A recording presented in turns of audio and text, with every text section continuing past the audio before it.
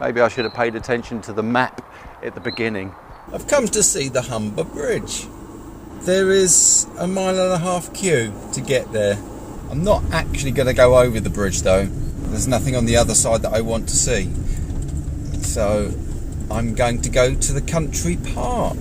One of my subbers, Mark, who lives in Hull, has recommended that to me. He did warn me about doggers in the area, so I know to avoid the waterfront after dark. I'm parked here. Parking here is free and plentiful. I don't know that there's much here for kids, apart from walking around in the countryside, which is obviously what kids like to do these days. There's a good bet that you'll get a parking space if you come along, and one that's big enough for a big monster van as well.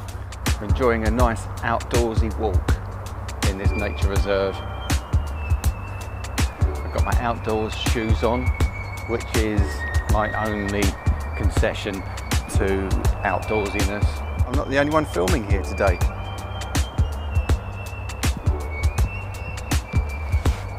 A lot of people get into van life for the freedom of it. And there is freedom from paying household bills and escape from social norms. But I'm not entirely convinced that it is freedom, because you're tethered to a van.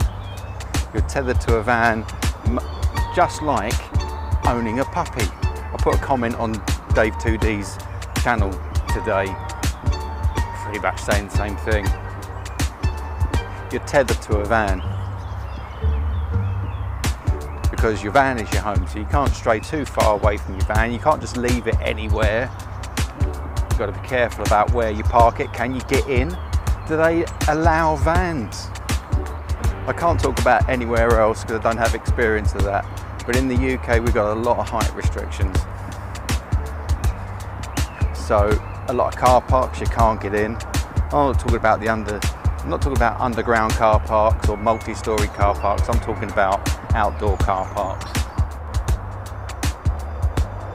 It's a marvel of engineering. That's some bridge. It's not as wide as the QE2 bridge, but it's longer, I think. I'm getting down with nature, which seems to be just like a bit of scrubland. Have I completed it already? I've only been talking for 8 minutes it's taken me to complete this. My coffee hasn't even got cold enough to drink. It's probably down there. I was just following the guy with the dog and he's going home. Nature trails, I found it. This is a bit more like it. Look, there's proper steps behind me and bins and cute dogs. Hello dog, hello. And trees.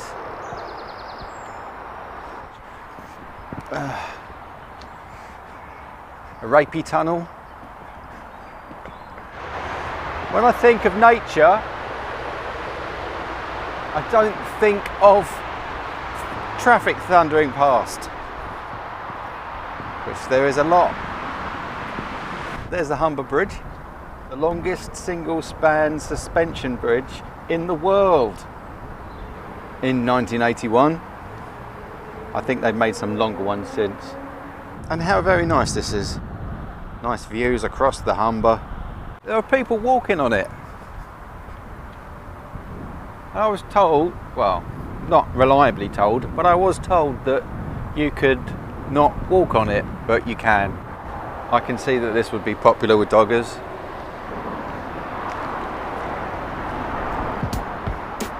They're trying to bring butterflies back.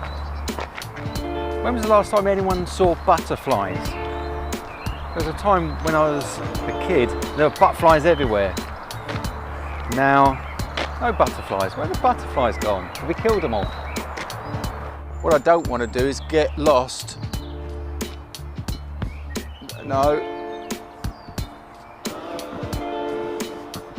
Meadow trail. We'll go to the meadow trail. Every now and then you've got these totems. So when you're lost, at least you know where you're lost. If you just want a gentle stroll and look at the birds of Humber Bridge Country Park, just say you're looking out for a greater spotted woodpecker or song thrush. The ponds have flooded over several paths, steps, grass areas and woods.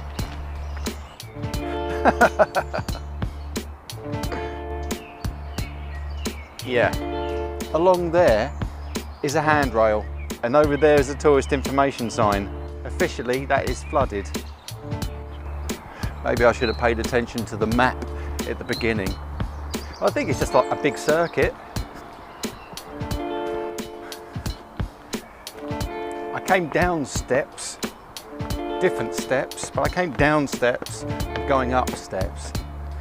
You can tell I was serious about my adventure here because I've got both my rucksack straps on.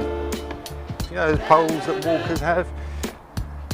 So that they can look like they're out walking. I can't see any need for them. Unless you're traversing the tundra, I don't see the purpose of those sticks.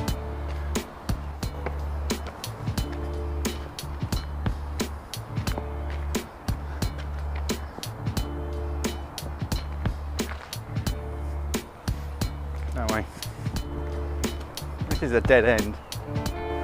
Behold the splendour of nature's great majesty. Where the f am I?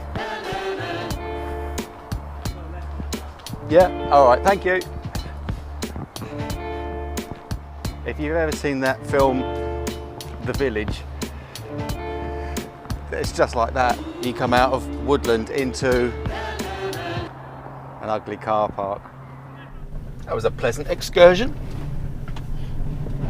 Is a Honda Jazz an appropriate car to be road raging someone? I drive a van, what do I care?